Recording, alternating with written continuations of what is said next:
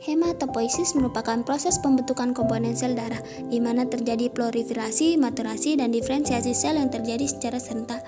Proliferasi sel menyebabkan peningkatan atau penglipat gandaan jumlah sel dari satu sel hematopoietik pluripoten menghasilkan sejumlah sel darah. Maturasi merupakan proses pematangan sel darah, sedangkan diferensiasi menyebabkan beberapa sel darah yang terbentuk memiliki sifat khusus yang berbeda-beda. Dimulai pada usia kehamilan 20 minggu, terjadi di dalam sumsum tulang, kelenjar limfomodi, dan timus. Di sumsum tulang, hematopoiesis berlangsung seumur hidup, terutama menghasilkan HbA, granulosit, dan trombosit. Hematopoiesis pada manusia terdiri atas beberapa periode. Yang pertama, mesoblastik. Dari embrio umur 2-10 minggu, terjadi di dalam meiosa.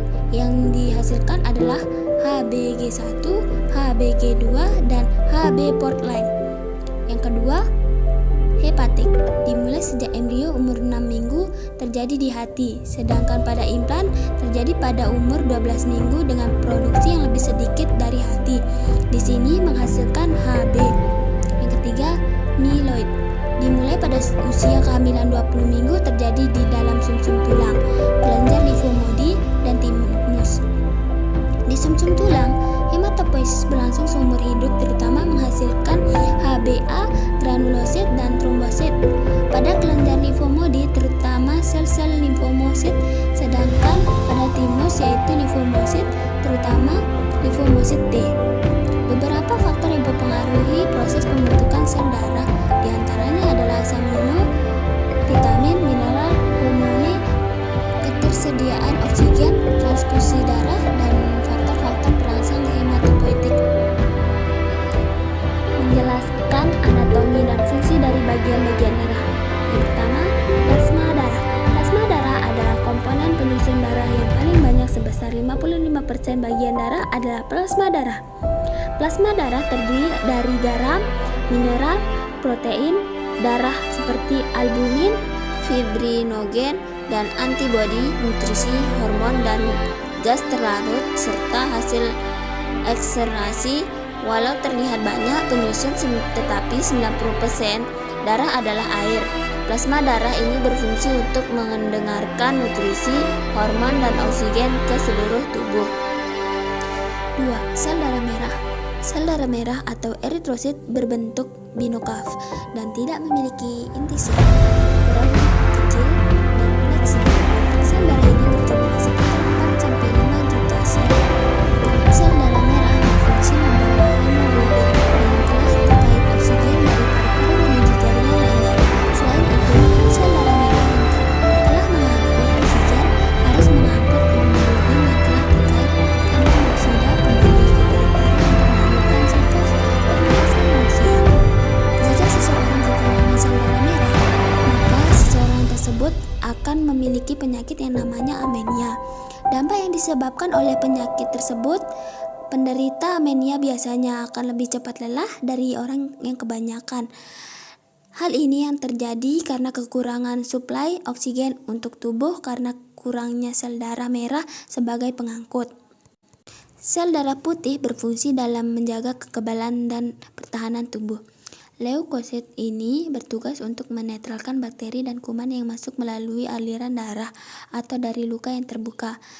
Leukosit bisa melakukan hal tersebut karena mempunyai sifat amoeboid yang membuatnya dapat bergerak bebas dan sifat fagositosis atau memangsa bakteri dan sel-sel yang telah mati. Jika seseorang terkena sebuah penyakit, maka sel darah putih yang akan diproduksi oleh tubuh secara lebih cepat dan banyak. Hal ini dimaksud untuk mencegah agar penyakitnya tidak tambah parah. Tetapi, jika tubuh kelebihan leukosit, maka seseorang ada di dalam kondisi yang disebut leukositosis. Sebaiknya, jika terkena penyakit seperti tipus yang membunuh sel darah putih, kamu akan ada di dalam kondisi leukopenia atau kekurangan sel darah putih. Yang ketiga, keping darah. Keping darah atau yang bisa dikenal dengan nama trombosit adalah komponen terakhir dalam sel-sel darah. Keping darah memiliki bentuk bulat, memanjang, maupun oval. Wujudnya tidak berwarna, tidak berinti sel, berukuran lebih kecil dari eritosit dan leukosit, dan mudah pecah. Jumlahnya di dalam tubuh sekitar 200. Jadi, darah di dalam tubuh kita memiliki banyak sekali fungsi. Selain itu, untuk menyalurkan kebutuhan gizi dan mineral yang dibutuhkan tubuh, mengangkut karbon dioksida. Dengan adanya kedua hal ini, memungkinkan kita bisa beraktivitas. Hal yang paling penting, dengan adanya antibodi atau sistem imun pada darah, kita tidak mudah terserang penyakit yang dapat mengganggu aktivitas kita. Pembentukan sel-sel darah in utero bayi dan anak. Eritrosit sel darah merah dihasilkan pertama kali di dalam kantung kuning telah saat embrio pada minggu-minggu pertama. Proses pembentukan eritrosit disebut eritroposis. Setelah beberapa bulan kemudian, eritrosit terbentuk di dalam hati, infla, dan kelenjar sumsum tulang. Produksi eritrosit ini dirangsang oleh hormon eritropoietin. Setelah dewasa, eritrosit dibentuk di sumsum tulang membranosa. Semakin bertambah usia seseorang, maka produktivitas sumsum tulang semakin turun. Sel-sel pembentuk eritrosit adalah homotroblast, yaitu batang mieloid yang terdapat di sumsum tulang. Sel ini akan membentuk berbagai jenis leukosit, eritrosit, megakariosit, pembentukan keping darah. Rata-rata umur sel darah merah kurang lebih 120 hari. Sel-sel darah merah menjadi rusak dan dihancurkan dalam sistem retikulum endothelium, terutama dalam infla dan hati. Globin dan hemoglobin dipecahkan menjadi asam amino untuk digunakan sebagai protein dalam jaringan-jaringan dan zat besi dalam hem dari hemoglobin dikeluarkan untuk dibuang dalam pembentukan sel darah merah lagi. Sisa hem dari hemoglobin diubah menjadi bilirubin warna kuning empedu dan biliverdin, yaitu yang berwarna kehijau-hijauan yang dapat dilihat pada perubahan warna hemoglobin yang rusak pada luka memar. Sirkulasi peredaran darah janin dimulai dari darah yang kaya akan oksigen dan nutrisi yang berasal dari plasenta masuk ke janin melalui vena umbilicalis. Kemudian setelah melalui vena umbilicalis akan masuk ke hati, di mana di hati terdapat ductus verosus aranti yang menghubungkan vena cava inferior dan vena umbilicalis tersebut. Setelah masuk ke vena cava inferior, selanjutnya darah masuk ke arterium dextra. Di arterium dextra, aliran darah terbagi menjadi dua. Ada yang masuk ke vertikal dextra dan kemudian ada yang masuk ke arterium sinetra melalui foramen oval. Darah yang berada di vertikal dextra kemudian menuju ke paru-paru melalui arteri pulmonalis, melalui ductus arteriosus dan juga yang mengarah ke seluruh tubuh. Selanjutnya, darah yang banyak mengandung karbon dioksida dari seluruh tubuh masuk ke arteri umbilicalis dan kemudian kembali ke plasenta. Setelah itu terjadi perputaran kembali dari awal. Organ peredaran darah dewasa yang terdiri atas dua macam, yaitu peredaran darah kecil pulmonalis, yaitu dari jantung menuju ke paru-paru kembali lagi ke jantung. Yang kedua, peredaran darah besar sistematik, yaitu jantung diedarkan ke seluruh tubuh dan kembali lagi ke jantung.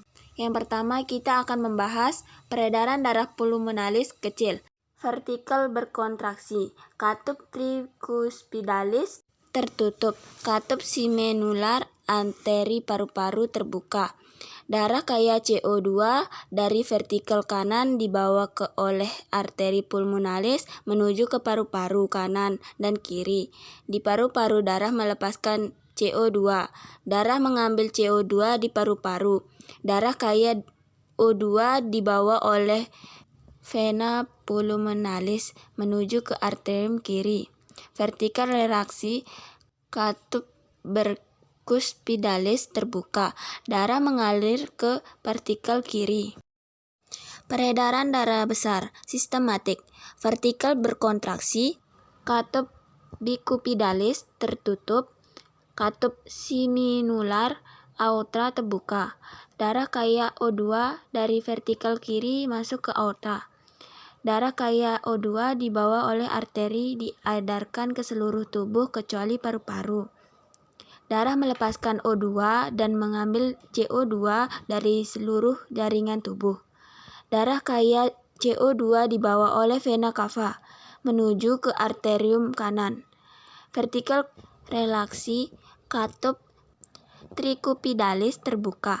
Darah mengalir ke vertikal kanan. Kesimpulannya, peredaran darah besar bilik kiri ke seluruh tubuh, kembali lagi ke serambi kanan. Peredaran darah kecil bilik kanan ke paru-paru, kembali lagi ke serambi kiri.